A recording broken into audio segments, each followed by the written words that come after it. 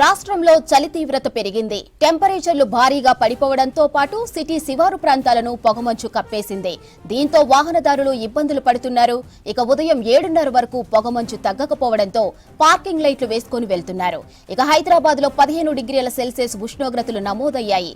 సిటీలోని చలి తీవ్రత, పొగమంచు ఎఫెక్ట్ పై మరిన్ని డీటెయిల్స్ అనిల్ అందిస్తారు. రోజు రోజుకి పడిపోతున్నాయి. తెలంగాణ రాష్ట్ర వ్యాప్తంగా కనిష్ట స్థాయిలో ఉష్ణోగ్రతలు నమోదవుతున్నాయి. చలి తీవ్రత కూడా రోజు రోజుకి పెరిగిపోతుంది. ప్రస్తుతం నేను హైదరాబాద్లో నగరంలో ఉన్నటువంటి ఓఆర్ఆర్ పైన ఉన్నాను. ఇక్కడ చూసుకోవచ్చు పూర్తిగా మంచుతో ఇటు ఎవరైతే వాహనదారులు ఉంటారో చాలా ఇబ్బంది పడుతున్నటువంటి పరిస్థితి. ఉదయం 8-9 గంటలు తర్వాతనే ఇటు దూర ప్రయాణాలు వెళ్తే బాగుంటుందంటూ కూడా చెప్తున్నారు. ఎందుకంటే ఈ మంచు కారణంగా చలి తీవ్రతతో పాటు దట్టమైన పొగమంచు కారణంగా ఇటు వాహనదారులకు తీవ్ర ఇబ్బందులే ఎదురవుతున్నాయని చెప్పవచ్చు. రాష్ట్రంలో ఈ ఉష్ణోగ్రతలు ఇంకా రానున్న రోజుల్లో కూడా పడిపోయి చలి తీవ్రత పెరిగే అవకాశం ఉందంటూ చెప్తున్నారు. ఎందుకంటే హైదరాబాద్ నగరంలో గత సంవత్సరం కనుక చూస్తే ఇదే జనవరి మాసంలో అటు కనిష్ట స్థాయిలో ఉష్ణోగ్రతలు నమోదయ్యాయి. దాదాపు 5-6 డిగ్రీల కనిష్ట ఉష్ణోగ్రతలు నమోదయ్యాయి. సో అదే వెదర్ రిపీట్ అయ్యే అవకాశం ఉంటుందంటూ కూడా రానున్న రోజుల్లో అటు వాతావరణ ఎక్స్పర్ట్స్ చెప్తున్నారు. సో బయటకు రావాలంటేనే ఈ చలి తీవ్రతకు ఇబ్బంది పడుతున్నటువంటి పరిస్థితి. సో రోడ్లపై వెళ్ళే వాహనాలు మాత్రం చాలా ఇబ్బంది పడుతున్నారు. ఎందుకంటే ఈ దట్టమైన పొగమంచు వల్ల ముందట 100-200 మీటర్లో ఉన్నటువంటి వాహనాలు కానీ వ్యక్తి కానీ కనిపించినటువంటి పరిస్థితి. ప్రజెంట్ మనం ఇక్కడ నుంచి చూడవచ్చు, ముందట టోల్ గేట్ ఉంది కానీ మనకి ఇక్కడ నుంచి కనిపించినటువంటి పరిస్థితి.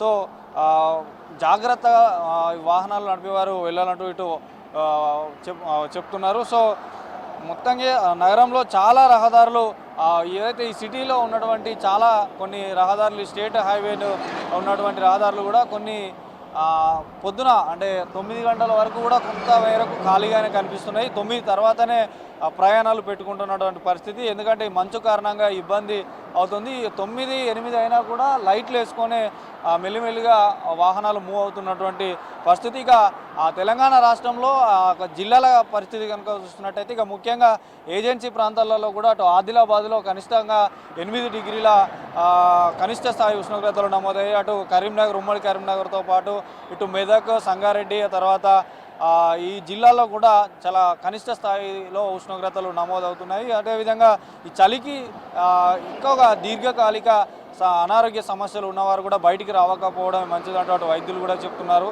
ముఖ్యంగా శ్వాసకోశ సంబంధిత వ్యాధులు ఉంటాయి. ఇటు పిల్లలు, వృద్ధులు జాగ్రత్తగా ఉండాలంటూ కూడా చెప్తున్నారు. రానున్న రోజుల్లో కూడా ఇంకా చలి తీవ్రత పెరిగే అవకాశం ఉంటుంది కాబట్టి ఉదయం 10 గంటల తర్వాతే బయటికి రావాలంటూ చెప్తున్నారు. ఇక మొత్తానికైతే ఇటు రానున్న రోజుల్లో కూడా ఈ చలి తీవ్రత పెరిగే అవకాశం ఉందని చెప్తున్నారు. ఇక నగరంలో ఉన్నటువంటి ఇప్పుడు నేను ఉన్నటువంటి ఈ ఓఆర్ఆర్ సిటీ శివార్లో ఉన్నటువంటి ఓఆర్ఆర్తో పాటు అటు పటాన్ చెరువు, తర్వాత పటాన్ చెరువు, ఇటు మెహదీపట్నం, తర్వాత ఇటు రాజేంద్ర నగర్, అగ్రికల్చర్ యూనివర్సిటీ ఈ ఏరియాలో కూడా చాలా కనిష్ట స్థాయిలో ఉష్ణోగ్రతలు నమోదవుతున్నాయి. సో ఉదయం 10 తర్వాతనే బయటకు వస్తే బాగుంటుందంటూ కూడా చెప్తున్నారు. సో రానున్న రోజుల్లో కూడా ఇంకా చలి తీవ్రత పెరిగే అవకాశం ఉందంటున్నారు. ఇక ముఖ్యంగా ఉదయం పూట వివిధ పనుల నిమిత్తం బయటికి వచ్చేవారు, ఇటు వార్తా పేపర్లు వేసేవారు కానీ ఇటు పాల ప్యాకెట్లు, నిత్యావసర సరుకుల పనిలో ఉండేవారు మాత్రం ఉన్ని దుస్తులు ధరించి బయటికి రావాలంటూ చెప్తున్నారు. సో నిత్యావసర సరుకులు ఎవరైతే పొద్దున నిత్యావసర